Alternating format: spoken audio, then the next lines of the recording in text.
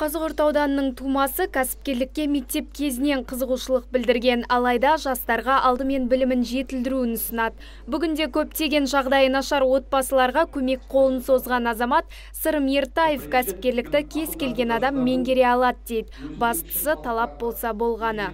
Біздің әзір өкінетін жағдайымыз, біз осы мұғалімдердің беріп жатқан білімін толық алмадық. Біз оларға айтамыз, әзір сен бұған көп құнықпа, көп қызықпа, бірақ сенің өзің табиғатында бар екен, сен әзір білімді көп ала бер. Сен білімді көп алсаң, бұны сен ертең көптеген жетістіктерге жетесің, көптеген сен жетістікке жетелейді.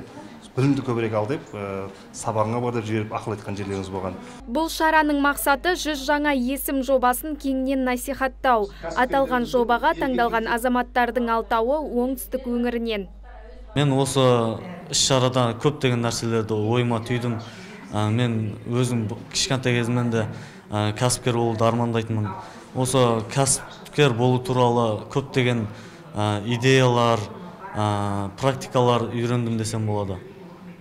Осы үйренген бойынша алдағы уақыттарда өз кәсібімді ашсам деген ойымда бар. Өзге де тарихи 100 есімге кірген азаматтар елеусіз қалмайды. Жыл бойы жоба кейіпкерлерімен сұхбат алаңдары, шеберлік сыныптары өткізіледі. Сондай-ақ басқа облыстардағы тұлғалармен онлайн конференциялар ұйымдастырылады.